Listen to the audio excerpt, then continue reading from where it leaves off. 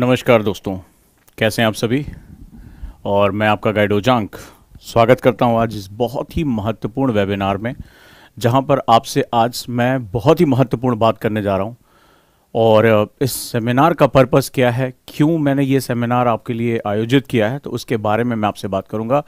आप सभी को गुड इवनिंग। और इस संडे बहुत ही अच्छा दिन है और हम यहाँ पर कुछ नई चीज़ें सीखते हैं। हमारे पूरे हफ्ते की एक शुरुआत होगी, हम उसकी शेड्यूलिंग कर सकते हैं। तो आप सभी का बहुत बहुत स्वागत है आज के इस सेमिनार में। और अगर आप ओजांकियन को मेरी आवाज़ बिल्कुल क्लियर सुनाई पड़ रही है तो प्लीज़ मुझे कमेंट बॉक्स में बताएं कि आप सभी को मेरी आवाज़ बिल्कुल आ रही है, राइट।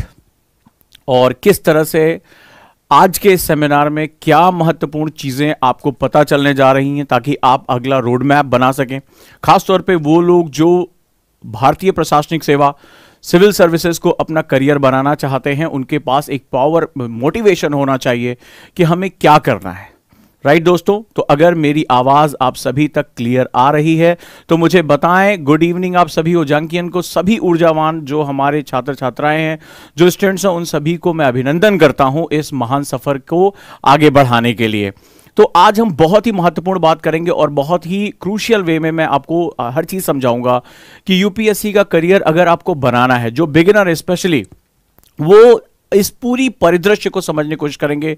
एक पूरी प्रेजेंटेशन मेरे साथ जाएंगे ताकि जो आप अपना सपना देख रहे हैं उसको पाने के लिए आपको क्या क्या करना है। लेकिन उससे भी बहुत महत्वपूर्ण जो चीज़ है वो चीज़ आज मैं आपको एस्टैब्लिश करूंगा। और लगातार जो मैं आपसे कहता चला आया हूं, आईएएस व्यक्ति नहीं व्यक्तित्व का इम्तहान है। It is not exam of person, it is exam of personality.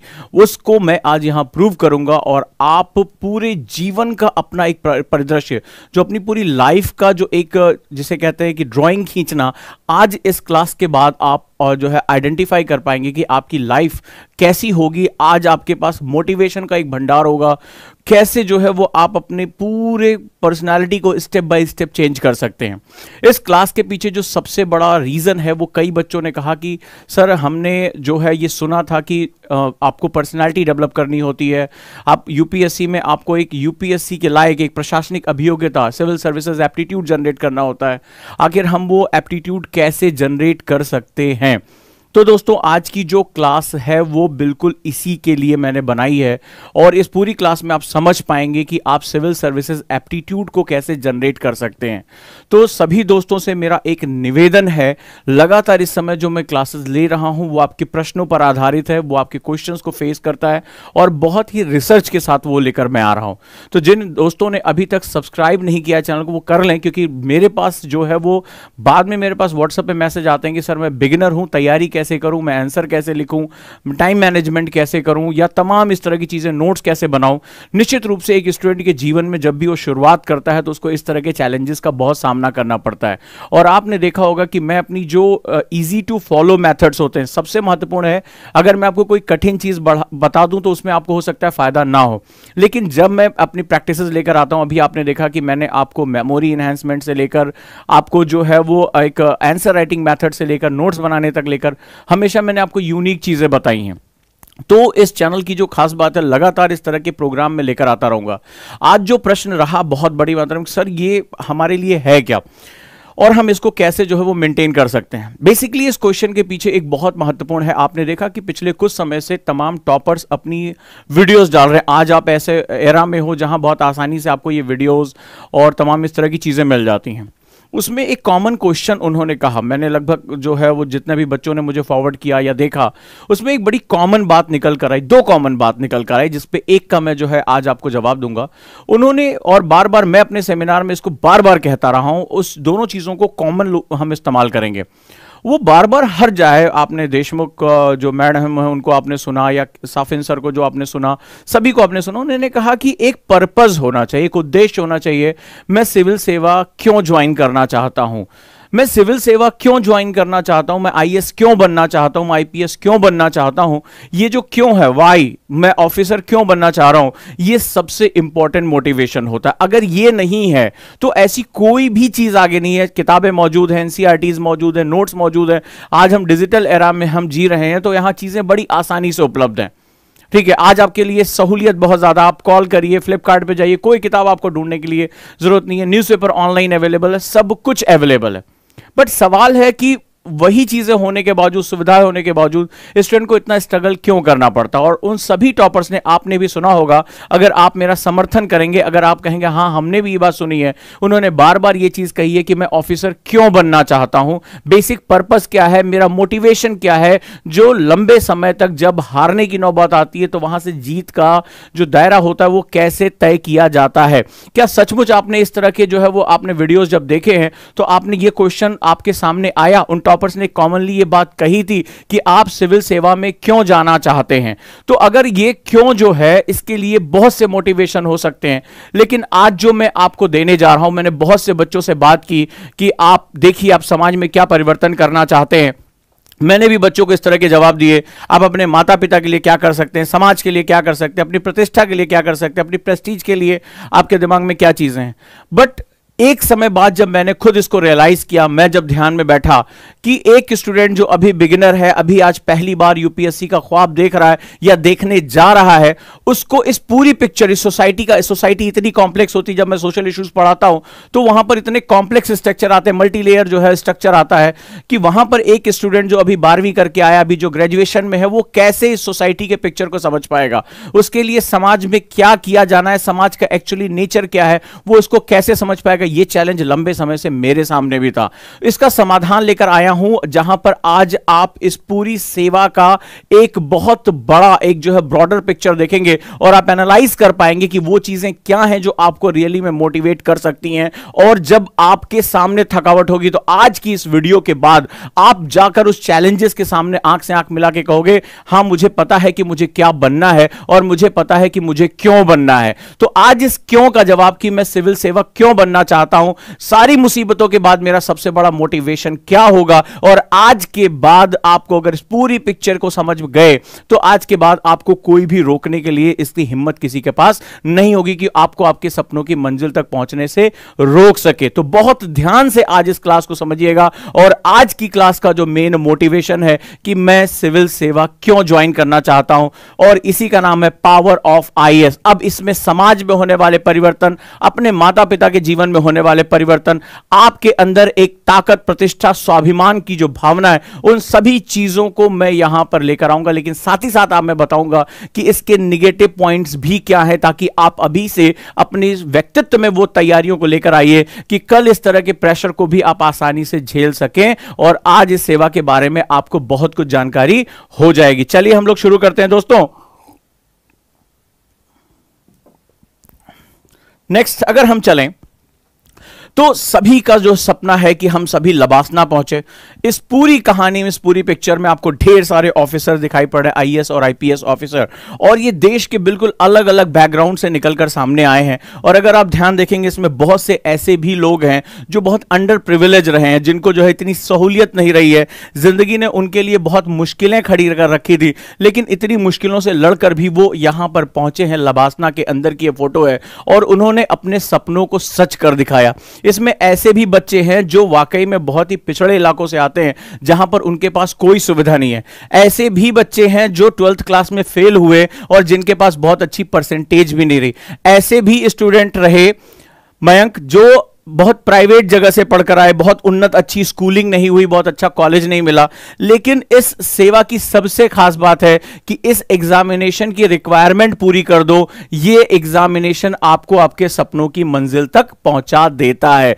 अगर इसमें सिर्फ एक व्यक्ति है जो आईआईटीएन है, अगर इस पिक्चर को ध्यान से देखोगे, अदरवाइज तुम बाकी लोगों को अगर ध्यान से देखोगे तो ये सभी बहुत सामान्य बैकग्राउंड से निकल कर आए हैं। ये बहुत ही संघर्ष, बहुत ही स्ट्रगल जो है वो क्षेत्रों से निकल कर आए, बहुत ही ब्राइट एकेडमिक्स इनके पास नहीं था। लेकिन अगर इन सभी में एक कॉमन चीज, जब मैंने इनसे पर्सनली बात किया, इनसे जो है इनके राज पूछे, तो एक कॉमन चीज निकल कर आई, वो है अपने सपनों में विश्वास। ये डे वन से जानते थे कि अगर जो सपना इन्होंने देखा है उसको पूरा करने के लिए अंतिम सांस तक मुझे लड़ाई लड़नी पड़े तो मैं लड़ने के लिए तैयार हूं। चाहे 5वें अटेम्प्ट की बात करूं, चाहे तीसरे अटेम्प्ट की बात करूं, दूसरे अटेम्प्ट की बात करूं, इसमें से सभी ने फेलियर का सामना किया। लेकिन जब मैंने इनसे पूछा कि जब फेलियर आपके सर पर आ गया था, बहुत ही ज्यादा समाज का जो है वो आपको विरोध झेलना पड़ा, तो क्या उस समय भी आपने अपने सपने छोड़ दिए थे? इन सभी का जवाब था, एक सेकंड के लिए भी नहीं।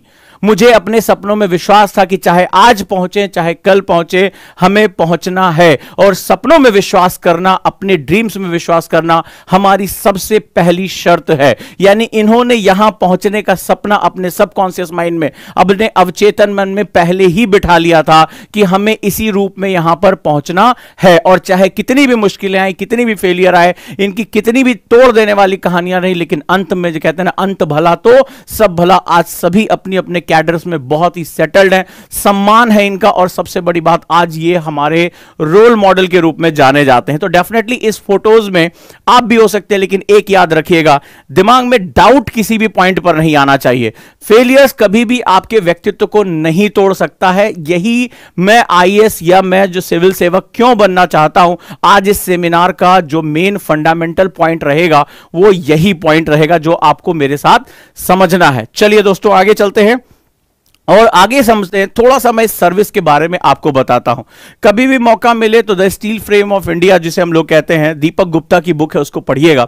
लेकिन फिर भी कुछ फंडामेंटल्स मैं आपको बताता हूं। ये बेसिकली जो सिविल सर्विसेज है वो क्या है, वो आपको क्या पावर देती है, और स्पेशली आज मैं आईएएस यानी भारतीय प्रशासनिक सेवा के बारे में बात करने जा रहा हूं। और उसमें मैं हर चीज आपको बताऊंगा जो आपकी जानकारी के लिए बहुत ही इंपॉर्टेंट है, राइट। और आप एक अपनी पूरी लाइफ की पिक्चर देख पाएंगे, अपने आप को इस तरह के फ्रेम में सेट कर पाएंगे कि अगले किसी फ्रेम में आप फोटो में होंगे, आपकी ड्रेस कैसी होगी, आप जो है वो किस तरह से दिखाई पड़ेंगे, और आप कहां पर बैठे होंगे, आप रोल मॉडल में क्या होंगे।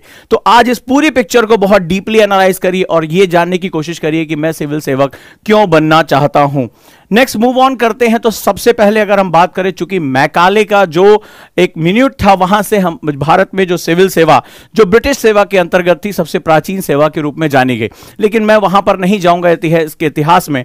आधुनिक भारत यानी आजाद भारत की अगर हम बात करें तो वहां पर किस रूप में यह सेवा आती है, आपको क्या क्या जो है वो उत्तरदायित्व मिलते हैं और कैसे आप चीजों को कर सकते हैं, साथ ही साथ ये जो सोसाइटी है आपसे क्या एक्सपेक्टेशंस रखती है।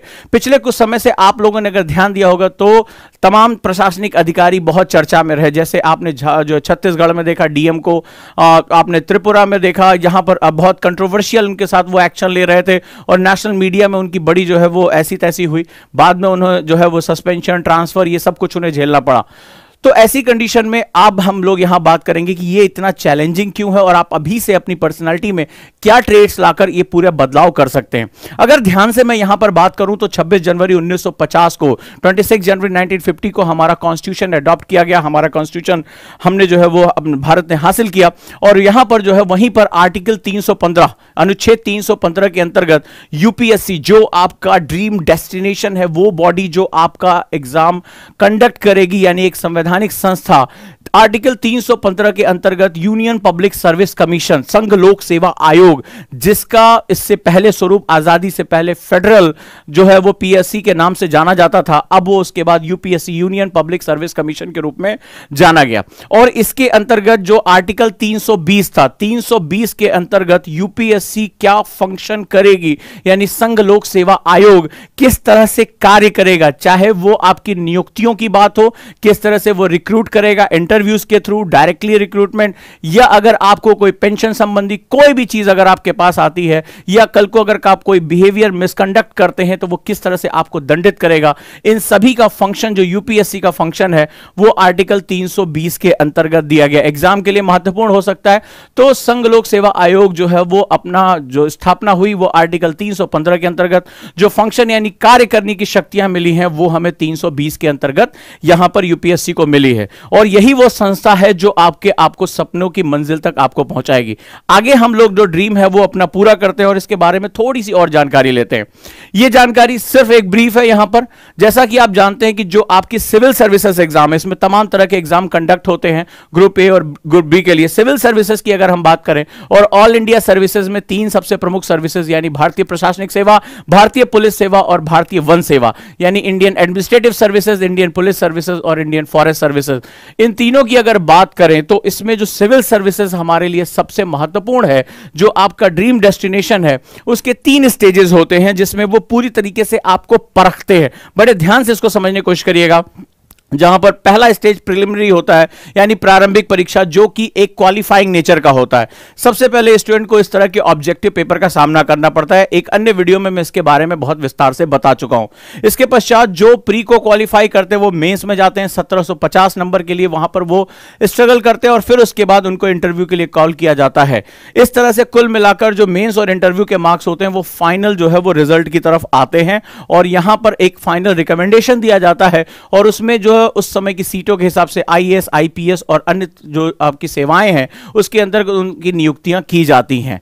खैर ये रही प्रक्रिया, लेकिन यहां मैं आज जो स्पेशली बात करने जा रहा हूं वो भारतीय प्रशासनिक सेवा यानी इंडियन एडमिनिस्ट्रेटिव सर्विसेज के बारे में बात करने जा रहा हूं। उस मोटिवेशन के बारे में बात कर रहा हूं, जिम्मेदारियों के बारे में बात करने जा रहा हूं जो आने वाले समय में आपको उठानी पड़ेंगी। तो चलिए इस सफर की तरफ आगे बढ़ते हैं और इस सपने को बहुत डीपर आज जो मैं प्रेजेंटेशन देने जा रहा हूं, अपने सबकॉन्शियस माइंड, अपने अवचेतन मन में इसको बहुत गहरे से बिठा लेना और समझ लेना कि कैसे समय के साथ मुझे अपने अंदर परिवर्तन यानी चेंजेस लेकर आने हैं। नेक्स्ट मूव ऑन, आगे हम लोग दोस्तों चलते हैं और सबसे पहले हम भारतीय प्रशासनिक सेवा, आज हम जो है इंडियन एडमिनिस्ट्रेटिव सर्विसेज, जो आज की डेट में सबसे चार्मिंग है, सबसे ज्यादा जो हमारे टॉपर्स हैं, जिसको सबसे ज्यादा पसंद कर रहे हैं, जो हमारे टॉप रैंकर्स हैं वो इसके ड्रीम देखते हैं और जो लगातार सोशल मीडिया, इंस्टाग्राम और तमाम तरह के जो है प्लेटफॉर्म पे जिनको आप फॉलो करते हैं, जिनका सपना देखते हैं, जिनको आप रोल मॉडल मानते हैं, उनके बारे में मैं बात करने जा रहा हूं। ध्यान से समझिएगा और इस पूरी कहानी को समझने की कोशिश करिएगा। आप जिस सेवा का हिस्सा बनने जा रहे हैं वो है क्या, बेसिकली वो कैसे काम करती है, ताकि कल जब आप अपने आसपास के लोगों में जाएं, कोई आपसे पूछे बबुआ क्या करते हो, तो तुम ये मतलब आईएएस की तैयारी, मैंने कई लोगों को देखा, उन्होंने कहा सर आईएएस की तैयारी कर रहे हैं, चाचा आईएएस की तैयारी कर रहे हैं। लेकिन सिर्फ इतना कह देने भर से कार्य नहीं होगा। उसमें से अगर कोई थोड़ा भी नॉलेजेबल होगा तो वो आपसे पूछ लेगा क्या एक संवैधानिक संस्था है, किसके अंदर आप क्या कर रहे हैं, कौन आपका जो है मंत्रालय है, किस तरह से आपको सहूलियत मिलेगी, क्या आप इस सेवा की थोड़ी भी अतीत के बारे में जानकारी रखते हैं। तो डेफिनेटली वहां अगर आपके पास जानकारी नहीं होगी तो आपके अंदर एक मोटिवेशन नहीं आएगा। इस बात को आप ध्यान रखिएगा। तो आज की क्लास इस भारतीय प्रशासनिक सेवा के बारे में जो एक ब्रीफ इंट्रोडक्शन है, जो एक विद्वान, एक थोड़े से भी जागरूक स्टूडेंट से उम्मीद की जाती है, अवेयर स्टूडेंट से, उसके बारे में आज आपको पूरी जानकारी मिलेगी। चलिए हम लोग चलते हैं और जैसा कि हम लोग जानते हैं आज की डेट में जो टॉप रैंकर्स हैं, जो हमारे शुरुआती जो है 50, 60 या 100 के अंदर के जो रैंक हैं, वो आज भारतीय प्रशासनिक सेवा को बहुत पसंद कर रहे हैं। पिछले कुछ समय से, खास तौर पे याद रखिएगा 1991 के बाद से, 1991 से पहले जब भारत में उदारीकरण नहीं आया था, ओपननेस नहीं थी, तो भारतीय जो फॉरेन सर्विसेज थी यानी आईएफएस, उसको बहुत ज्यादा प्रायोरिटी दी जाती थी। टॉप 10 या टॉप 15 आईएफएस को ही अडॉप्ट करता था। उस समय विदेश जाना बहुत बड़ी बात होती थी, लग्जरी लाइफ। लेकिन जैसे जैसे 1991 के बाद से भारत में उदारीकरण आया, खुलापन आया, पैसा आया, उसी तरह वो सारी सुविधा, विदेश जाना आज बहुत आसान बात हो गई और भारतीय जो है वो समाज में इस तरह की चेतना आने लगी, पैसा आने लगा। धीरे धीरे जो है वो भारतीय प्रशासनिक सेवा एक बहुत ही महत्वपूर्ण जो है वो जॉब के रूप में निकली, क्योंकि इस सेवा में सबसे ज्यादा जो लोगों से इंटरेक्शन होता है, डेवलपमेंटल पॉलिसी, क्योंकि सरकार ने भी अपना स्वरूप को चेंज किया, अपने जो है वो फॉर्म को चेंज किया और लोगों के विकास यानी डेवलपमेंट प्रोग्राम्स में भारत ने पैसे को बढ़ाना शुरू किया। नए नए तरह के डेवलपमेंट प्रोजेक्ट आने शुरू हुए और सरकार जो है वो समाजवाद से कहीं निकलकर एक नए तरह के कॉम्प्लेक्स मॉडल की तरफ प्रवेश करने लगी। दूसरा सबसे बड़ा हुआ कि भारत धीरे धीरे 91 के बाद विश्व पटल पर एक उभरती हुई आर्थिक शक्ति के रूप में आया। ध्यान से मेरी बात को सुनिएगा, एक बहुत ही इमर्जिंग ग्लोबल पावर के रूप में भारत धीरे धीरे आया। आज आप देखिए पूरी दुनिया में अगर हम कोरोना वैक्सीन के बारे में बात कर रहे हैं तो उसमें भारत का नाम बहुत प्रमुखता से लिया जा रहा है, बहुत ही मेन स्टेज पर हम आए हैं। और आज अगर हम वर्ल्ड पॉलिटिक्स में भी बात करें तो ज्यादातर हमारे जो मंच हैं, जो हमारे फोरम हैं, वहां पर भारत और भारत के जो प्रतिनिधि हैं वो वहां पर मौजूद हैं।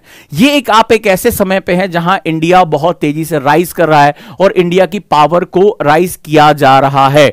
ऐसे में उम्मीद की जा रही थी कि जो प्रशासनिक सेवा के अधिकारी हैं, जो सरकार के हाथ पांव होते हैं, सरकार का माइंड होते हैं, वो बेसिकली उतने ही ज्यादा अवेयर हो, उतनी तेजी से काम करें। और इस दौरान जो है जब सरकार ने फंडिंग बढ़ानी शुरू की, ग्रामीण विकास के लिए अलग से जो है वो काम करना शुरू किया, नई नई प्रोग्राम एंड पॉलिसी आने लगी, तो भारतीय प्रशासनिक सेवा एक बहुत चुनौतीपूर्ण जॉब हो गई। एक बहुत अपॉर्चुनिटी से भी बड़ा, इतना जबरदस्त एक्सपीरियंस, इतना जबरदस्त एक्सपीरियंस, इतना पोर्टफोलियो रिच हो जाता है, नॉलेज का एक एक्सटेंशन जो है वहां देखने को मिलता है। और सबसे बड़ी बात, ये इतने चैलेंजेस से भरी है यहां आप लोगों के जीवन में बहुत बड़े परिवर्तन लेकर आ सकते हैं, जो भी मैं आगे आपको बताऊंगा।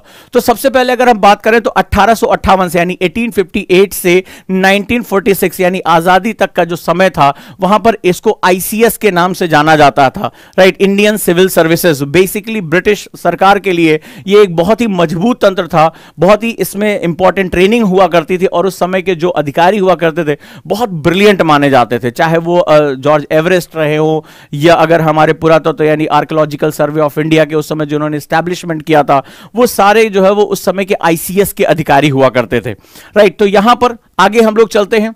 आगे चलकर जब इस भारत को यूनिफिकेशन जब किया तो सरदार पटेल ने यह माना कि ये जो सेवा है इसको हटाया नहीं जाना चाहिए, because that is a steel frame of India, यानी भारत का वो स्टील ढांचा है, यानी भारत को मजबूत करना है, लोगों को जोड़ना है सरकार के साथ। तो ये जो सेवा है वो बहुत ही स्पेसिफिक हो सकती है, बहुत ही महत्वपूर्ण हो सकती है, और स्टील फ्रेम ऑफ इंडिया इसका नाम दिया गया, यानी भारत का इस्पाती ढांचा। और पटेल का यह मानना था, सरदार पटेल का, कि यूनिफॉर्म एडमिनिस्ट्रेटिव स्ट्रक्चर भारत में होना चाहिए, यानी कि एक जो है वो यूनिफॉर्म यानी समरूप रूप से सेंट्रल एडमिनिस्ट्रेशन सिस्टम होना चाहिए, जो भारत सरकार, केंद्र सरकार चाहती है वो सभी राज्यों तक पहुंचाया जा सके, जो उसके कार्य है, जो विकास की गाथा है वो सभी तक, भारत के एक हिस्से तक पहुंचाई जा सके, ताकि समरूपता, जो असमानता है राज्यों के बीच में, उसको कम किया जा सके। और इसी के लिए भारतीय प्रशासनिक सेवा की स्थापना की गई। याद रहे आपका जो मंत्रालय होगा, ministry of personnel public grievances जो है वो आपका मिनिस्ट्री होगा, और इसके अंदर एक डिपार्टमेंट होता है, department of personal and training, DOPT जिसे कहा जाता है, department of personal and training. यही आपकी नियुक्ति का मेन, आपके पेंशन भत्ते, आपके भविष्य में जो है यही डिपार्टमेंट आपको डील करेगा। ठीक है, ये हो गई इसकी बेसिक जानकारी। अब आ जाते हैं कि क्या क्या इसमें रोल्स एंड रिस्पॉन्सिबिलिटीज मिलती है। बहुत ही महत्वपूर्ण है रोल्स एंड रिस्पॉन्सिबिलिटीज में, यानी आपको बेसिक जो है वो क्या क्या पावर्स मिल रही हैं, क्या आपको सबसे ज्यादा काम करना पड़ता है, किस तरह से आप जो है वो धीरे धीरे प्रोग्रेस करते हैं, ताकि आप अपने दिमाग में रखें कि मुझे कहां पहुंचना है और कैसे पहुंचना है। राइट है दोस्तों, तो आज हम लोग यहां पर बात करेंगे कि हम किस रूप में इसमें आगे बढ़ेंगे। हम डीएम जिसे कहते हैं वो क्या काम करता है, डीएम की कितनी विविधता होती है, अपने आप को आज आप इमेजिन करो कि आप अपना पोर्टफोलियो कैसे बना सकते हो। तो चलिए अगर हम लोग शुरू करें, थोड़ा सा इसको आगे लेकर चलते हैं। तो सबसे पहले हम बात करते हैं डीएम और डिस्ट्रिक्ट कलेक्टर को लेकर, जिसे डीसी भी कहा जाता है, जिसको डीएम भी कहा जाता है। इससे पहले की जो जॉब होती है वो बेसिकली आप ट्रेनी के रूप में होते हैं, आप तमाम डिपार्टमेंट्स में जाकर अपनी ट्रेनिंग को पूरा करते हैं, राइट, और आप लोअर प्रोफाइल के साथ होते हैं। लेकिन जो आपके सिविल्स, भारतीय प्रशासनिक सेवा यानी इंडियन एडमिनिस्ट्रेटिव सर्विसेज जब आप मूव करेंगे, तो जो सबसे इंपॉर्टेंट पोस्ट मानी जाती है, जो सबसे पावरफुल पोस्ट मानी जाती है, जो सबसे ज्यादा वैरायटी की पोस्ट मानी जाती है, वो डीएम या डीसी की पोस्ट होती है, डिस्ट्रिक्ट मजिस्ट्रेट जिसे कहते हैं। इस पूरी कहानी में सबसे, इसको जिले का प्रथम नागरिक और ये सबसे पावरफुल व्यक्ति होता है। इसके पास कुछ एब्सोल्यूट पावर आ जाती है जो इसको बहुत ताकतवर बना देती है। साथ ही साथ इस समय जो विकास के कार्य है, जनता से सीधे जुड़ने का जो मौका है, वो डीएम के समय ही आपको मिलता है। इससे पहले आप लोअर प्रोफाइल पर होते हैं और इसके बाद आप बहुत अपर प्रोफाइल यानी ऑफिस जॉब की तरफ चले जाते हैं। फील्ड जॉब में जो आपकी क्रिएटिविटी और आपकी जो पावर है वो आपको इसी दौरान मिलती है। इसीलिए सबसे ज्यादा विविध जिम्मेदारियां, सबसे ज्यादा जटिल जिम्मेदारियां, जो सबसे टफ रिस्पॉन्सिबिलिटीज होती हैं, वो डीएम को दी जाती है। अब आपको यह सोचना है कि यहां आपको कब, किस उम्र में पहुंचना है, किस एज में पहुंचना है, यह आप तय करेंगे। मैं आपको यहां बताता हूं यह बेसिकली कितना महत्वपूर्ण कार्य होता है।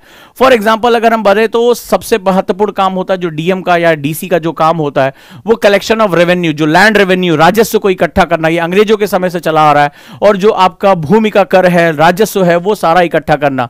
दूसरा सबसे महत्वपूर्ण काम होता है वो होता है लॉ एंड ऑर्डर को मेंटेन करके चलना, कानून व्यवस्था। जी हां, ये पूरी टीम का हेड होता है। यहां पर अगर हम बात करें तो जो आपके एसपी, जो आपके अन्य जो है फॉरेस्ट ऑफिसर्स, तमाम तरह के जो चीज लोग होते हैं वो इसकी टीम में काम करते हैं, और लॉ एंड ऑर्डर को मेंटेन करने की जिम्मेदारी डीएम के पास होती है। पूरे टीम का जो है ये लीडर होता है उस जिले में काम करने के लिए।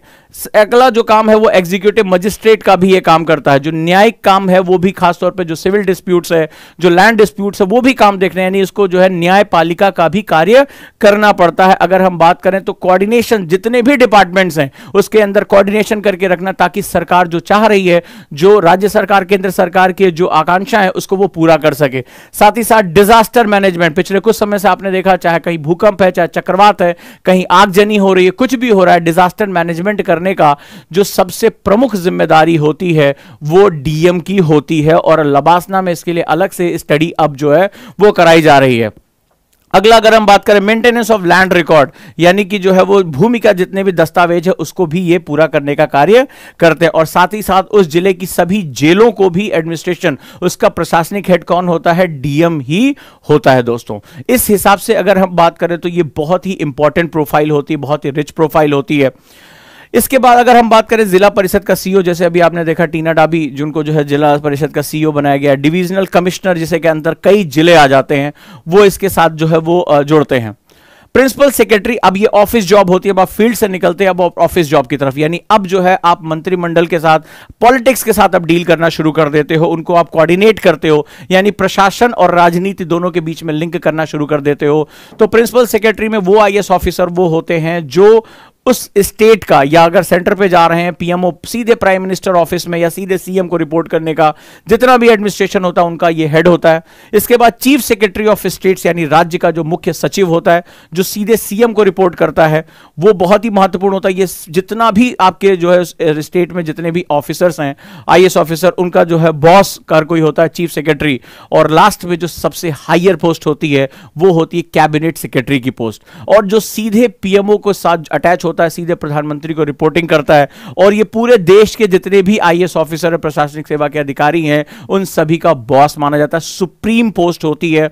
ज्यादातर जो एक्स्ट्रा ऑर्डिनरी वर्क करते हैं या कम उम्र में जो है वो यूपीएससी में पहुंचते हैं, और जिनकी सर्विस बेदाग होती है, बहुत अच्छा वो काम करते हैं, वो इस पोस्ट पर पहुंचते हैं। और ये जो पोस्ट होती है जहां पर आप राजनीति यानी पॉलिटिक्स और प्रशासन यानी एडमिनिस्ट्रेशन दोनों को जोड़ने का काम करते हैं। हाईली इंटेलेक्चुअल वर्क होता है, बहुत ही सेंसिटिव माना जाता है, और ये प्रधानमंत्री के सलाहकार के रूप में भी कार्य करते हैं। बहुत महत्वपूर्ण रूप से इसका जो है वो एक इनपुट हमें देखने को मिलता है।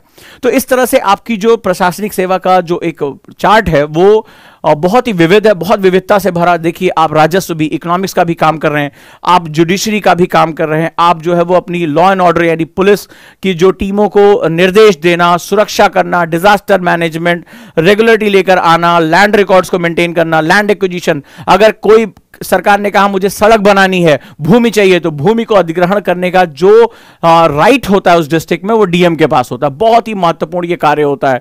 तो ये बहुत ही ज्यादा कॉन्फ्लिक्टिंग है। जेल का भी प्रशासन, उसका हेड जो होता है वो भी डीएम होता है। कितनी विविधता के साथ आप देखिए, पर्सनालिटी में कितना डायमेंशन चाहिए होता है। अभी आपने देखा कि कोविड की वजह से जो बच्चे अनाथ हुए हैं, पीएम केयर्स फंड में जो डीएम है उनको अभिभावक यानी पेरेंट बनाया गया उन बच्चों का।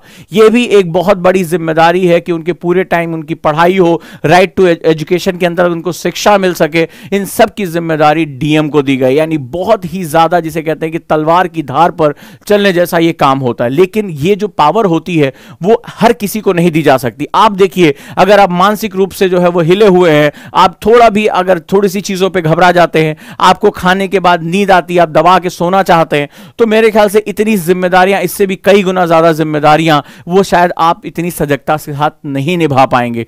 गलतियां होंगी। शायद वो डीएम जिन्होंने त्रिपुरा में शादी में जो किसी का गर्दन पकड़ लिया, एक लड़के को थप्पड़ मार दिया, वो शायद बहुत तनाव में होंगे, या शायद वो लॉ एंड ऑर्डर को मेंटेन करना चाहते हैं, उनके ऊपर बहुत प्रेशर आया होगा, लोग सड़कों पे ना निकलने दे, या 10 बजे के बाद विवाह समारोह में ना जाने दे, और हल्की सी गलती ने आप देखिए उनके ऊपर कितना जो है वो प्रेशर क्रिएट कर दिया, नेशनल मीडिया ने उनको विलेन बना दिया। तो कितने दबाव में ये काम करना पड़ता है, इस बात की गहराई को आपको धीरे धीरे समझना पड़ेगा। आगे हम लोग चलते हैं और समझते हैं कि जब हम अपने व्यक्तित्व में परिवर्तन लाना शुरू कर देते हैं तो एक्चुअली में क्या चीजें हमें मिलती हैं, हमारा रिवॉर्ड क्या है, और रिवॉर्ड के साथ हमें क्या चीजों का ध्यान रखना पड़ेगा। ये बहुत ही इंपॉर्टेंट है। आप आईएएस क्यों बनना चाहते हैं? अगर मैं बात करूं आप आईएएस क्यों बनना चाहते हो, तो अपनी पूरी पिक्चर को एनालाइज करिए। जैसे highly diverse and challenging job, इसमें आपके व्यक्तित्व को बहुत ज्यादा जो है वो डाइवर्स यानी विविधता के साथ आपको देखना पड़ेगा। चैलेंज, हर समय आपको जो है वो अपडेट रहना पड़ेगा, हर समय आपको जो है वो नई नई चीजों को सीखना पड़ेगा, हर समय जो है वो आपको नई नई चीजों के बारे में जानना पड़ेगा, और ये बहुत ही महत्वपूर्ण है।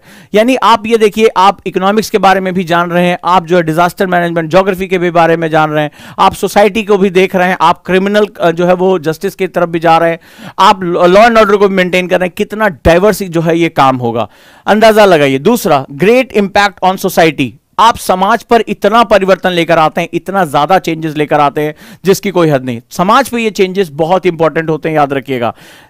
एक छोटे बच्चे से लेकर, अनाथ बच्चे से लेकर, एक छोटे बच्चे से लेकर आपके क्षेत्र के अंदर जो आपके अधिकार क्षेत्र, वहां पे एक वृद्ध व्यक्ति तक जो है वो सब कुछ आपसे उम्मीदें लगा के रखते हैं कि आप उनकी लाइफ में एक चेंज लेकर आएंगे। उम्मीदों का बोझ बहुत बड़ा बोझ होता है, आपको हर समय सजग रहना पड़ता है। हर व्यक्ति आपको या तो हीरो की नजर से देखता है या आपको विलन की नजर से देखता है। इतने लोगों की आकांक्षाओं की पूर्ति करना, इतने लोगों की लाइफ में चेंजेस लेकर आना, ये एक बहुत बड़ा एक्सपेक्टेशन होता है। लेकिन डेफिनेटली आप समाज में आपके जो काम होते हैं वो सोसाइटी को एक डायमेंशन देते हैं, एक गति देते हैं, ये आपको ताकत मिलती है। सबसे अगला जो सब महत्वपूर्ण काम है, डेवलपमेंटल रिलेटेड इश्यूज को डील करना।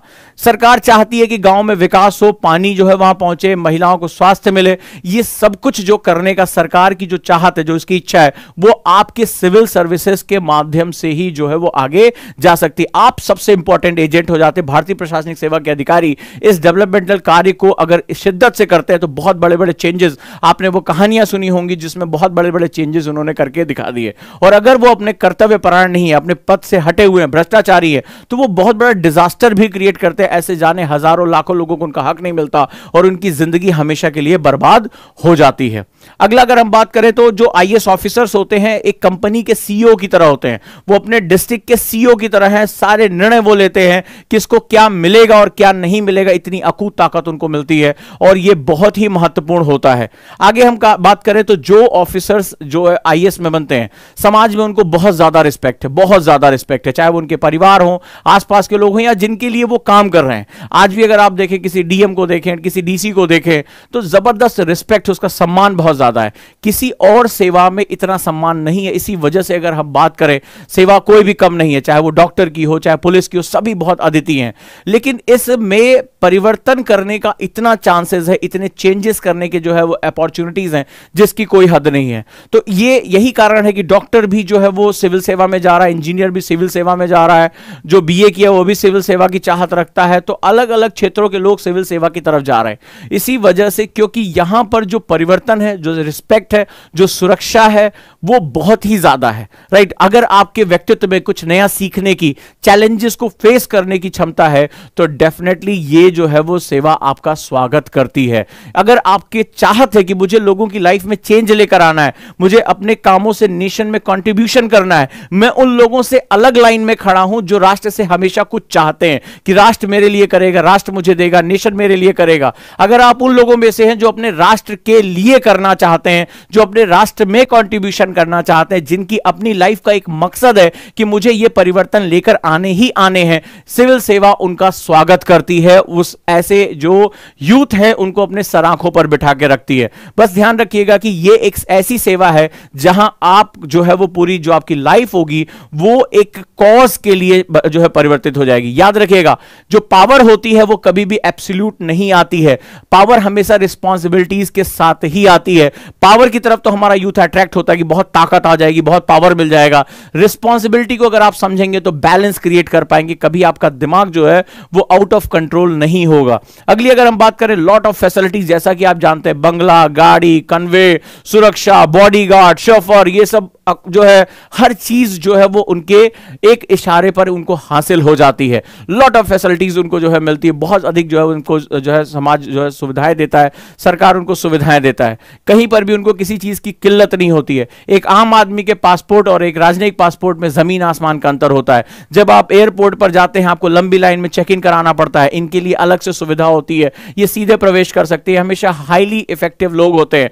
तो ये जो सुविधाएं होती हैं उनको प्रिविलेज करती है, उनको खास बनाती है, समाज भी उनको सम्मान की नजर से देखता है। ये बहुत ही इंपॉर्टेंट है। और सबसे बड़ी बात है, जैसे जैसे समय आपका बीतता है, आपका अनुभव बढ़ता चला जाता है, आप आने वाले समय में पॉलिसी मेकर्स में कन्वर्ट हो जाते हैं, which is one of the most important fundamental. यानी आप इस समाज, देश, राष्ट्र के लिए जो है वो पॉलिसीज बनाते हैं, और पॉलिसीज वही बनाता है जिसको इंप्लीमेंट करने का अनुभव रहा है या जिसके पास एक दूरगामी सोच रही है। आपकी पॉलिसी से हजारों जिंदगियों को एक नया डायमेंशन मिलेगा। मिलेगा, चाहे वो आरटीई की पॉलिसी हो जिसकी वजह से गरीब बच्चे अच्छे प्राइवेट स्कूलों में पढ़ पाए, चाहे वो मनरेगा की पॉलिसी हो जिसमें गरीब लोगों को जो है आय की सुरक्षा हुई, चाहे वो एनआरएचएम की पॉलिसी रही हो जिसकी वजह से ग्रामीण महिलाओं या ग्रामीण लोगों को स्वास्थ्य की सुविधाएं मिल पाई, या चाहे वो प्रधानमंत्री जो है वो किसान योजना रही हो, सिंचाई योजना रही हो जिसकी वजह से किसानों की जिंदगी में परिवर्तन आई। यकीन मानिए इन सभी योजनाओं के पीछे ऑफिसर्स का बहुत बड़ा दिमाग रहा है। उनका जो ग्राउंड पे उन्होंने काम किया था वही उन्होंने एक फॉर्मुलेशन किया, पॉलिसी में बना दिया और राजनीति ने उसको अपने नाम से आगे बढ़ा दिया। लेकिन डेफिनेटली जो आपका माइंड है वो ही जो है वो सरकार के हाथ पांव के रूप में काम करता है। यही कारण है कि जैसे जैसे आप सीनियर हो जाते हैं सरकार के बड़े से बड़े ऑफिसर्स भी आपके ऊपर डिपेंडेंट होते चले जाते हैं और बहुत महत्वपूर्ण पोस्ट पे। आप अंदाजा लगाइए कि कौन सा ऐसा व्यक्ति होगा जो सीधे अपने सीएम या अपने पीएम से बात करता, उनको रिपोर्ट देता, उनसे जो है इंस्ट्रक्शंस लेता हो। यानी आपके पास इतनी सुविधा भी रहेगी कि आप देश के मुख्य व्यक्तियों के साथ आप सीधे बात कर सकेंगे। इसका मतलब है आप प्रिविलेज लोगों में यानी आप एक खास लोगों में गिने जाएंगे। यह बहुत ही महत्वपूर्ण एक चीज होती है। आगे बढ़ते हैं और कुछ ऐसी चीजों के बारे में जानते हैं। इस सेवा की सबसे खास बात क्या है, जो मैंने आपसे कहा कि मैं आईएएस क्यों बनना चाहता हूं, इस पिक्चर में बहुत कुछ कहानी छुपी हुई है। इस पिक्चर को अगर आप ध्यान से देखते, समझते और इसको अनुभव कर सकते हैं तो आपको पता चलेगा कि यही एक ऐसी सेवा है जो आपको आपके शरीर यानी फिजिकल कंडीशन से बहुत आगे निकालकर समाज में आपको स्थापित कर देती है। जैसे पहली पिक्चर देख रहे हैं यहां पर मैं और जो है रमेश घोलप सर हैं। रमेश घोलप सर भारतीय प्रशासनिक सेवा के अधिकारी हैं, डीसी है झारखंड में इस समय। और एक समारोह में मेरी मुलाकात हुई, हम लोग बहुत पहले से एक दूसरे को इनको मैं फॉलो भी करता आया हूं और ये बहुत प्रेरणादायक व्यक्ति हैं। आश्चर्यजनक रूप से आप देखेंगे तो इनके एक पैर में दिक्कत है और इसकी वजह से ये विशेष स्पेशली एबल्ड पीपल में गिने जाते हैं। लेकिन आप आश्चर्य करेंगे इनका व्यक्तित्व इतना चमत्कारी है, इतना बेहतरीन है, ये जहां भी पोस्टेड हुए वहां पर ये लोगों के प्रिय बनते चले गए। इनकी मां बहुत ही जिसे कहते हैं कि न्यून जो है वो एक आय के परिवार से आती थी, चूड़ियां बेचा करती थी। और जब इनका भारतीय प्रशासनिक सेवा में जब सिलेक्शन हुआ तो इन्होंने अपना एक कोट आगे चलकर लिखा था, फेसबुक में बहुत समय से हम लोग जुड़े रहे हैं, तो इन्होंने अपना एक कोट लिखा था कि नाउ रामू बिकम रमेश घोलप, भारतीय प्रशासनिक सेवा। यानी इनको रामू के नाम से जाना जाता था। रामू जो अपनी मां के साथ चूड़ियों का बेचने का, उनमें हाथ बटाना या घर के कामों में हाथ बटाना, संघर्ष करके पढ़ाई करना, वो रामू जो है वो आने वाले समय में रमेश घोलप में परिवर्तित हो गए। और यकीन मानिए ये कोई ऐसा फोटो, इस फोटो में मैं भी हूं। और जब ये वहां प्रवेश करते हैं उस समारोह में, समा बदल जाता है जब सिक्योरिटी गार्ड्स पहले आते हैं और सभी जितने ऑफिसर्स हैं वो खड़े हो जाते हैं इनसे मिलने के लिए। एक अलग ही नजारा, एक अलग ही पावर, एक अलग ही ऑरा देखा है। सब कुछ पंडाल खाली, एकदम बीच में स्पेस, सिक्योरिटी गार्ड्स ने आकर पूरी जगह घेर ली। वो जो एंट्री थी ना वो बड़ी हीरोइक एंट्री थी, बहुत ही खास एंट्री थी। वो शांत होकर बैठना और हर कोई आकर उनसे मिलना चाह रहा है, उनको घेरे हुए। बिल्कुल जो इसे कहते हैं ना कि एक अलग ही फीलिंग वहां पर आ रही थी, एक अलग ही फीलिंग देखने को मिल रही थी। और एक ऐसा व्यक्ति अगर हम समाज में देखें जो ठीक से नहीं चल पा रहे हैं, उनके पैरों में कोई दिक्कत है, आज वो कितने लोगों के रोल मॉडल हैं। जब इनका ट्रांसफर हो, इन्होंने आयुक्त के पद पर रहते हुए इतना बेहतरीन काम किया था, इतने गरीब लोगों को घर दिलाया था कि जब इनका ट्रांसफर हुआ, कई पॉलिटिशियन से मिलकर जो इन्होंने भ्रष्टाचार रोका तो उनका ट्रांसफर कराने लगे। लोगों ने ह्यूमन चेन बना दी, बोला कि अगर सर चले गए तो फिर हम जो है आत्मदाह तक कर लेंगे। इनका ट्रांसफर कैंसिल करना पड़ा, ऐसी भी नौबत आई। लोगों के इतने बड़े हीरो बन गए, इतने चाहने वाले इनके हो गए कि ये बहुत ही चर्चित व्यक्तियों में गिने जाते हैं। और आज भी अपनी जो शारीरिक सीमाओं से कहीं आगे निकलकर आज भी ये और इनकी वाइफ तमाम तरह के सामाजिक उत्थान के कार्यों में संलग्न है, चाहे वो गरीब बच्चों की पढ़ाई होता है, चाहे वो कोई भी चीज हो। इसका सीधा सा मतलब है भारतीय प्रशासनिक सेवा आपको एक ऐसी ताकत देती है, सिविल सेवा, जहां आप कहीं से भी आए हो, आप गरीब के घर से हो, आप चाहे वो पिछड़े इलाके से हो, आपके शरीर आपको साथ नहीं दे रहा हो, लेकिन आप जो है वो अपनी मंजिल तय कर सकते हैं। इंसान, मैं हमेशा कहता हूं, इंसान की सीमा उसके दिमाग में तय होती है। पहली स्टोरी आपने देखी, दूसरी स्टोरी तो और भी खास है आपके लिए। आप इस फोटो को तो कई बार देख सुन चुके होंगे, इसके बारे में जानते होंगे। आरती मैम, और आरती मैम 3 फीट 2 इंच इनकी हाइट है। अगर इस फोटो का आप अगर इस व्यक्ति को इस जगह से बाहर कहीं देखें तो आप कभी यकीन नहीं कर सकते। हमारे यहां जो है वो बड़ा इस समाज इनको हास्यास्पद नजर से देखता है, लेकिन आप ये देखिए, इस फोटो में आप रुतबा देखिए, इस फोटो में जो है वो ताकत देखिए कि इंसान की जो शरीर होता है वो केवल एक मीडियम है, एक माध्यम है। इंसान का दिमाग अगर ताकतवर है, इंसान जटिल है और वो अपने सपनों में विश्वास करता है, तो निश्चित रूप से ये लोग नेतृत्व भी करते हैं। ये समाज के लिए जो है वो एक तस्वीर स्थापित करते हैं और हजारों लाखों की संख्या में लोग इनको फॉलो करते हैं, इनको अपना आदर्श मानते हैं और इनके कामों के पीछे जो है वो अपनी ताकत को झोंकते हैं।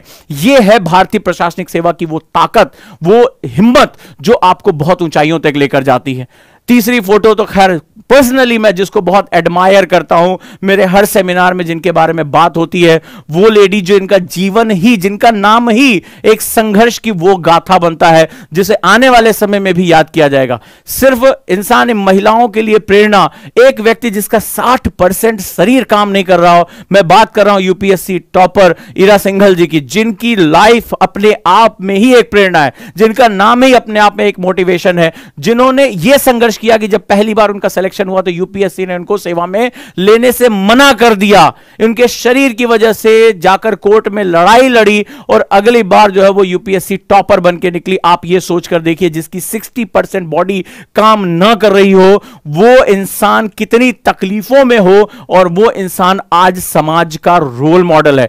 आज आप इंटरनेट पे इनका नाम डालकर देखिए, इनकी ऐसी ऐसी तस्वीरें सेलिब्रिटीज के साथ, और ये इन्होंने अपने आप को इतना एक्सप्लोर किया, आप सोच नहीं सकते कि ये फैशन शो में भी गई और वहां उन्होंने अपने कॉन्फिडेंस, अपने आत्मविश्वास से दिखा दिया कि मेरे शरीर की बाधाएं मेरे दिमाग को रोक नहीं सकती। इस बात को याद रखिएगा, ये फैशन शो पे रैंप पे चल के दिखाया इन्होंने, जबकि ये ठीक से चल भी नहीं सकती। ये होती इंसान की हिम्मत, ये होती है कि जब लोग मेरा मजाक उड़ा रहे हैं तो मैं अपने कामों से उनको दांतों तले उंगली दबाने के लिए मजबूर कर दूंगा या कर दूंगी। इन कहानियों को ध्यान से समझना और याद रखना। और one of the most favourite picture, रिक्शे वाले का लड़का। कितने बच्चों ने कहा कि सर मैं गरीब हूं, मेरे पास हिम्मत नहीं है, मैं पढ़ना चाहता हूं, मेरे पापा पढ़ा नहीं सकते। इस तस्वीर को जरा ध्यान से देख लेना, गोविंद जायसवाल जी को, जिसके पिताजी रिक्शा चलाते थे एक छोटे से कमरे में जहां पढ़ने की जगह भी नहीं थी, और पूरा समाज कहता था कि अबे काहे पढ़ाई कर रहे हो, बाप एक रिक्शा चला रहा है, एक रिक्शा तुम भी खरीद लो, बाप बेटा दोनों मिलकर चलाओगे तो घर में 2 पैसे ज्यादा आएंगे। जब लोगों ने कहा अरे रिक्शे वाले का लड़का आईएएस की तैयारी के सपने देख रहा है, लेकिन आज गोविंद जायसवाल जाने कितने हजारों यूथ के लिए प्रेरणा का स्रोत है। उनके एक एक शब्द को लोग कोट मानते हैं, एक एक शब्द को महत्वपूर्ण मानते हैं, उनको फॉलो करते हैं, उनकी जिंदगी से अपने आयाम ढूंढकर निकालते हैं। तो याद रखिएगा, एक बहुत महत्वपूर्ण बात कर रहा हूं, भारतीय प्रशासनिक सेवा वो मंच है जो आपको आपकी पूरी डायमेंशन देख के जो है बदल सकता हो। यह वास्तविकता है।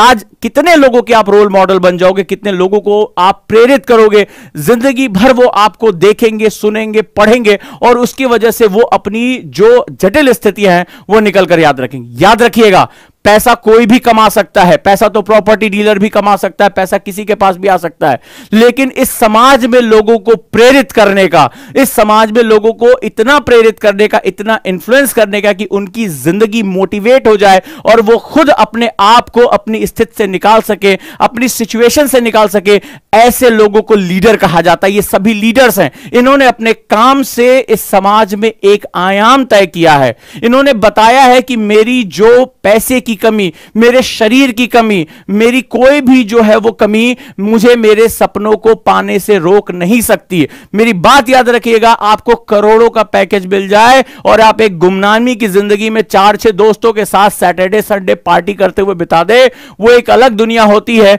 आपको पैसे उतने मिले या ना मिले, लेकिन अगर आपकी जिंदगी लाखों लोगों को परिवर्तित करती है, लाखों लोगों के डीएम डीपी बनती है, लाखों लोग आपको फॉलो करते हैं, आपके मुंह से निकली एक एक बात को वो अपना कोट मानते हैं, इसको कहते हैं लीडरशिप क्वालिटी। ये बहुत ही विरले, बहुत ही कम लोगों को मिलती है और भारतीय प्रशासनिक सेवा आपको यह मौका देती है कि आज आप जहां हैं उससे कहीं आगे निकलकर आप अपने जीवन में एक बहुत बड़ा परिवर्तन लेकर आ सकते हैं। तो यह वो मौका है जो आपको यहां मिलता है और इन तस्वीरों से ये चीजें बिल्कुल स्पष्ट हैं, आपके सामने ये हैं और इन्होंने समाज को एक आयाम दिए हैं। आज कितनी लड़कियां हैं जो इरा सिंघल को अपना आदर्श मानती हैं, आज कितने कितनी लड़कियां हैं, जो लड़के हैं या जो भी लोग हैं वो गोविंद जायसवाल को अपना आदर्श मानते हैं। आज कितने लोग हैं जो रमेश घोलप जी को अपना आदर्श मानते हैं और उनके लिए वो एक संघर्ष करने को, उनके एक कहने पर वो तैयार हो जाते हैं। इनको लीडर्स कहा जाता है, इनको समाज में नेतृत्व करने वाला कहा जाता है और भारतीय प्रशासनिक सेवा आपको यह मौका देती है। तो आज के बाद जब कभी गरीब की बात आए तो यहां देख लेना, जब भी आपको शरीर में थकावट हो या कोई दिक्कत आए तो इन तस्वीरों को देख लेना कि अगर ये कर सकते हैं तो मैं क्यों नहीं। इसका मतलब है कि जो प्रेरणा है, जो मोटिवेशन है, वो आपके दिमाग के अंदर होनी चाहिए। अगर कोई चीज मजबूत होनी चाहिए, कोई चीज इरादों से भरी होनी चाहिए, तो वो सिर्फ और सिर्फ आपका दिमाग होना चाहिए। शरीर की बाधाएं तो दिमाग ऐसे ही क्रॉस कर जाता है, शरीर की बाधाएं कभी रोक नहीं सकती। इस तस्वीर ने आपको सब कुछ कह दिया होगा। अगर आप बाहर इनको देखें और यहां पर देखें जो इनके पीछे पावर है, जो इन्होंने हासिल किया है संसार से लड़कर, संसार ने कितना मजाक उड़ाया होगा, कितनी निगाहें इनको घूरती होंगी जब ये सड़क पर चलती होंगी। लेकिन इस लेडी की हिम्मत देखिए, आत्मशक्ति देखिए, खुद में विश्वास देखिए और परिवर्तन की चाहत देखिए कि इनके कदमों में उतना ही कॉन्फिडेंस है कि अच्छे से अच्छे शरीर वाला व्यक्ति भी इनको फॉलो करने के लिए मजबूर है। यह देता है आपको भारतीय प्रशासनिक सेवा।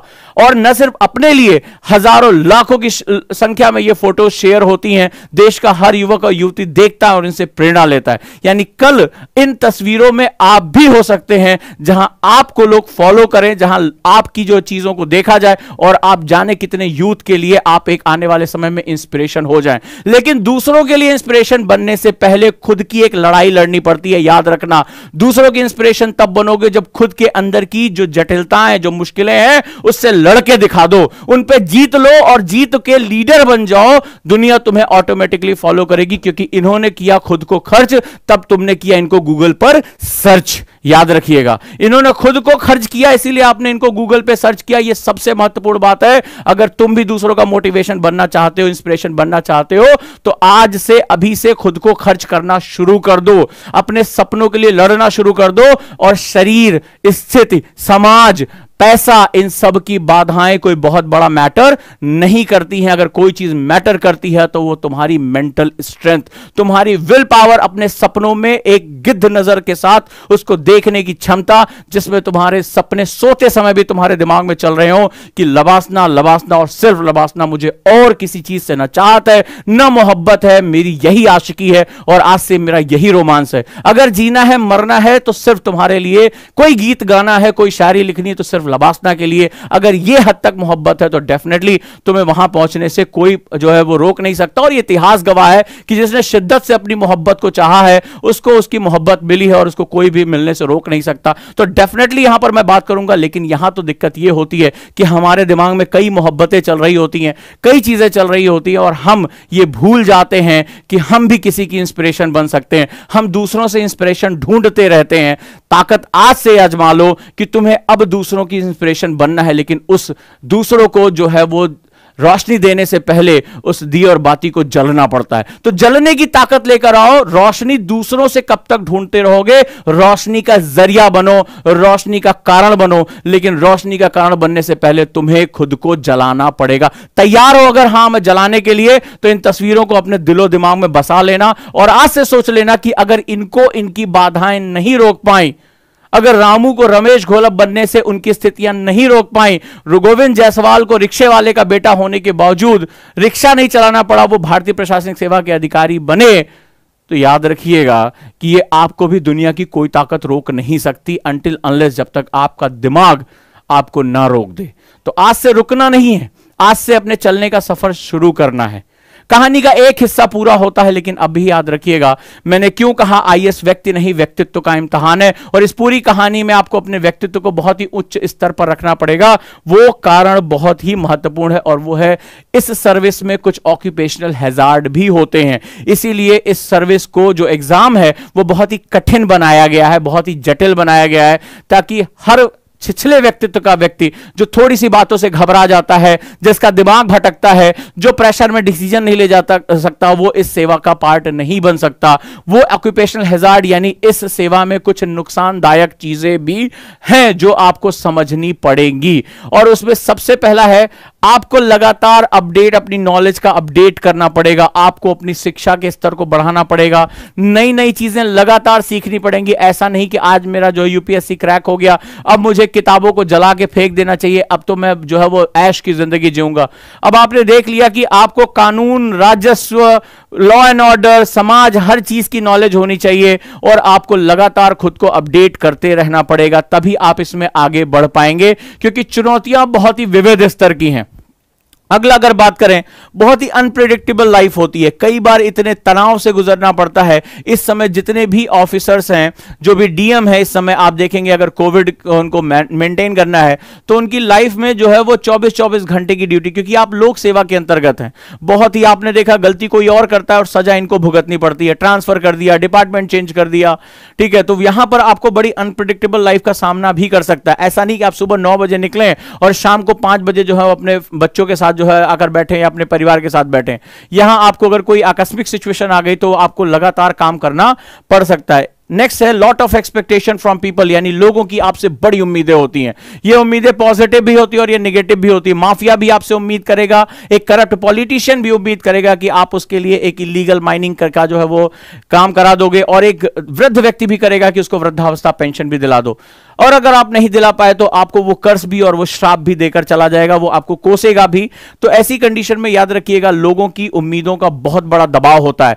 ये खास तौर पर मैं उन लड़के लड़कियों से कह रहा हूं जो मुझसे कहते हैं कि सर मेरे चाचा, ताऊ, फूफा, मामा ये जो है वो लगातार मुझसे कहते हैं, ये दबाव बनाते हैं कि आपसे नहीं हो पाएगा, आपसे हो पाएगा, इस तरह से मुझसे पूछते रहते हैं। याद रखिएगा, सेवा में जाने के बाद दबाव कई गुना बढ़ जाएगा। तुम्हारे जिले का हर व्यक्ति तुम्हें उम्मीद की नजर से देख रहा होगा। इस समय अभी मैंने आईएएस ऑफिसर से बात की तो उन्होंने यही कहा कि सर इस समय यह स्थिति है कि ऑक्सीजन बेड दिलाने के लिए, अभी आज से कुछ दिन पहले, 2 हफ्ते पहले ये हालत थी कि ऑक्सीजन बेड दिलाने के लिए इतना दबाव बना रहता था। जो पॉलिटिशियन अलग दबाव बनाते थे, गरीब जनता अलग दबाव बनाती थी, समाज के लोग इतना दबाव बनाते थे कि ये तक पूछ लेते थे देखो कोई मरने वाला तो नहीं है, तुम अपना मरीज लेकर आए आईसीयू में।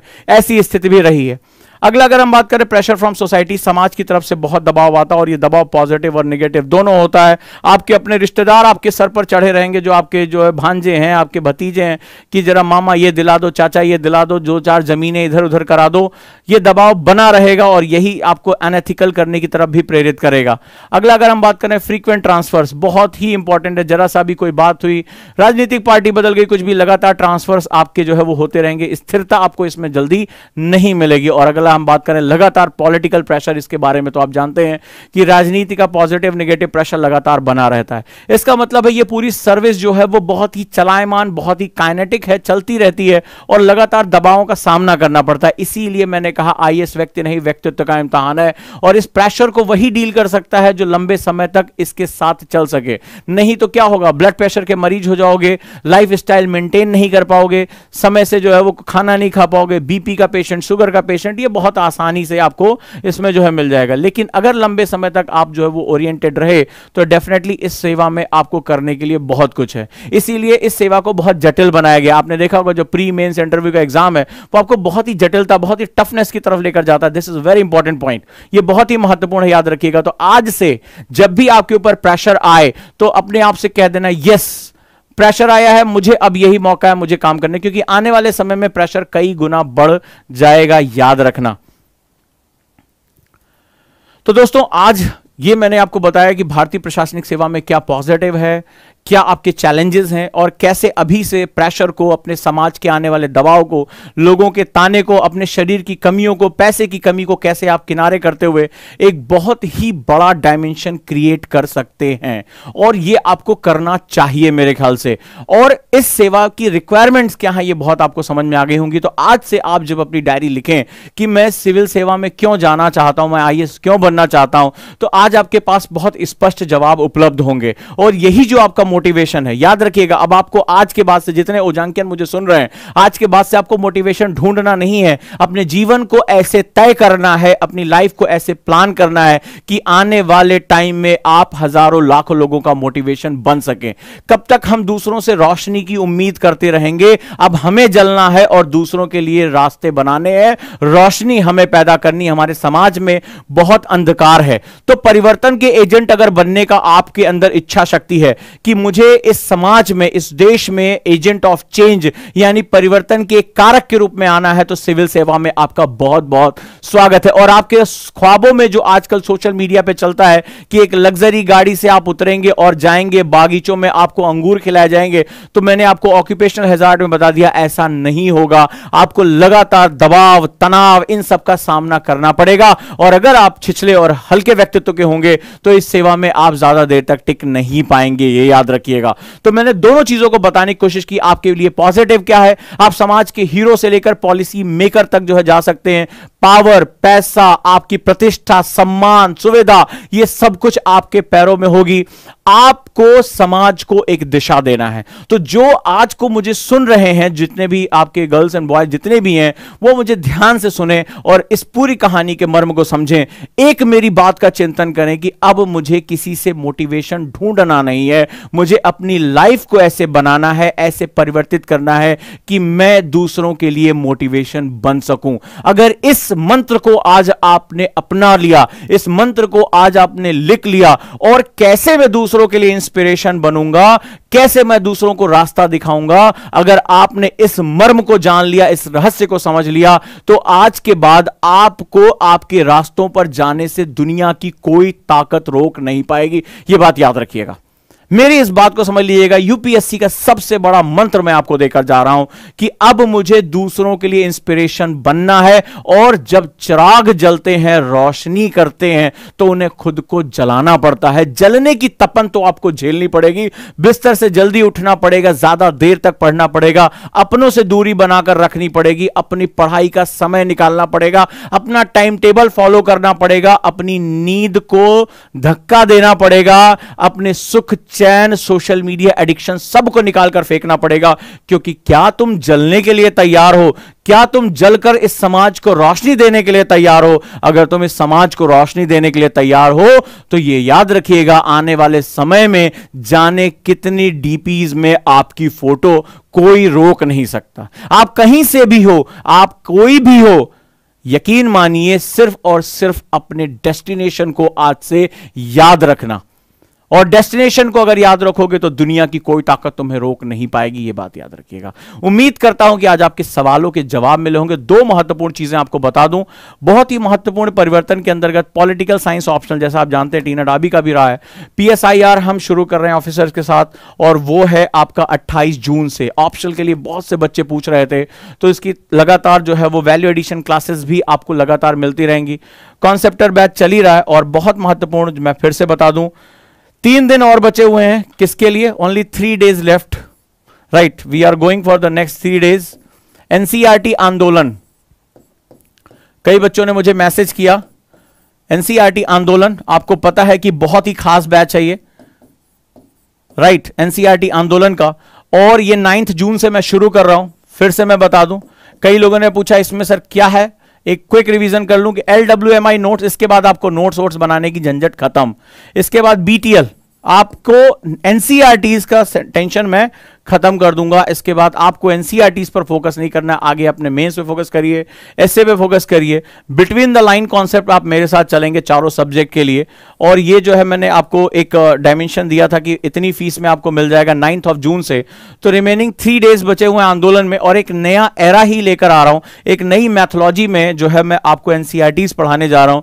एनसीईआरटी रटना, एनसीईआरटी पढ़ना और बिटवीन द लाइन जाकर पढ़ना, ये मैं आपको अपने पहले ही वीडियो में प्रूव कर चुका हूं, और उम्मीद करता हूं कि आप सभी इसका पार्ट बनेंगे। ये एक बहुत ही बेहतरीन मौका है। तो जो दिए गए नंबर है उस पर आप कॉल कर सकते हैं, जानकारी और ले सकते हैं, और केवल 3 दिन इसमें बचे हुए एडमिशन के, दैट इज 8750711122 और 33 और 44। एक बात याद रखिएगा दोस्तों, सबसे महत्वपूर्ण जो सेगमेंट है, और जितने भी हमारे साथ बच्चे जुड़े हुए हैं, चैनल को सब्सक्राइब जरूर कर लें, क्योंकि बहुत ही नए तरह के प्रोग्राम से मैं लेकर आ रहा हूं। काफी रिसर्च के साथ जो है वो मेरी लाइव क्लासेस है, वो आपकी छूटनी नहीं चाहिए। खासतौर पे अगले जो 2 महीने तक मेरी जो लाइव क्लासेस, स्पेशली आपको पता है कि मैं आंसर राइटिंग क्लासेस मैंने आप लोगों के लिए फ्री कर दिया। जी हाँ, इसमें मैंने आंसर राइटिंग भी इंक्लूड कर दिया, उत्तर लेखन कार्यक्रम। इसके साथ साथ आपको नए नए जो सेगमेंट्स, उसके नोटिफिकेशन आपको प्रॉपर मिलते रहे, इसके लिए जरूर जो है चैनल को सब्सक्राइब कर लेना।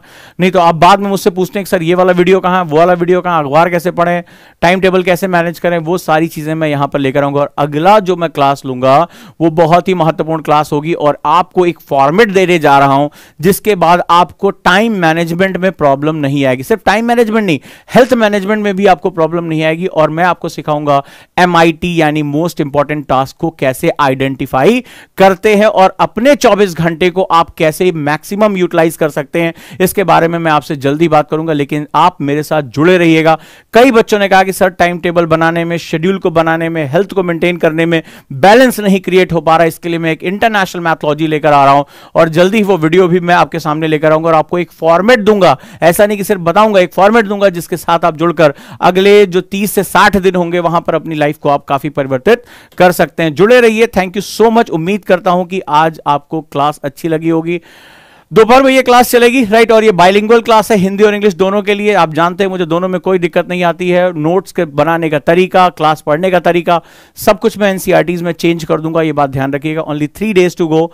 और कॉन्सेप्टर में तो खैर आप मेरे साथ जुड़े ही हैं, देश का सबसे इंपॉर्टेंट बैच है जहां पर हर लेवल की आपको पढ़ाई देखने को मिल रही है। और जिनका ऑप्शनल PSIR है वो जुड़ सकते हैं हमारे 28 तारीख से, दैट इज 28 जून से क्लास शुरू हो रही है PSIR की ऑनलाइन। तो मैंने यहां पर आपको अनाउंस कर दिया है PSIR के लिए। और ध्यान रहे, जिसको भी इंग्लिश में प्रॉब्लम आ रही है, इंग्लिश ग्रामर का बैच 11 तारीख से रवि बजाज सर एकदम यूनिक बैच लेकर आ रहे हैं। तो ये काफी इंपॉर्टेंट बैचेस हैं जो आपकी लाइफ के लिए बहुत ही महत्वपूर्ण है। बहुत ही बेसिक से वो सिखाते हुए, जिनको भी इंग्लिश पढ़ने में, न्यूज़पेपर पढ़ने में, द हिंदू पढ़ने में, बेसिक सेंटेंसेस लिखने में उनको दिक्कत आती है, अपना इंट्रोडक्शन देने में, कोई लेटर लिखना है, आगे आपको लिखने पड़ेंगे, तो वो ये बेसिक इंग्लिश ग्रामर की क्लास करके वो अपनी जो ये प्रॉब्लम है उसको हमेशा के लिए मिटिगेट कर सकते हैं, खत्म कर सकते हैं। जुड़े रहिए दोस्तों। और आप जो है मुझे बताते रहें कि ऐसे कौन से क्षेत्र हैं जहां पर आपको बहुत प्रॉब्लम का सामना करना पड़ा है। उसकी रिसर्च करके उसकी वीडियो बनाने की जिम्मेदारी मेरी है। और ध्यान रहे, आप सभी के मोबाइल में एक ऐप होना चाहिए, उजांक ऑडियो ऐप। उजांक ऑडियो आप प्ले स्टोर पर आप जाकर डाउनलोड कर सकते हैं। यह देश का पहली IAS एकेडमी है जिसके पास अपनी खुद की ऑडियो ऐप है और आप मेरे लेक्चर्स वहां पर ऑडियो फॉर्मेट में आपको मिल जाएगा ताकि आपके पढ़ने का टाइम काफी हद तक रिड्यूस हो सके। Thank you so much. आप सभी का बहुत बहुत धन्यवाद इस प्यार को बनाए रखने के लिए। संडे एंजॉय करिए और मैंने आपसे जो बात कही उसको एनालाइज करिए। Thank you so much.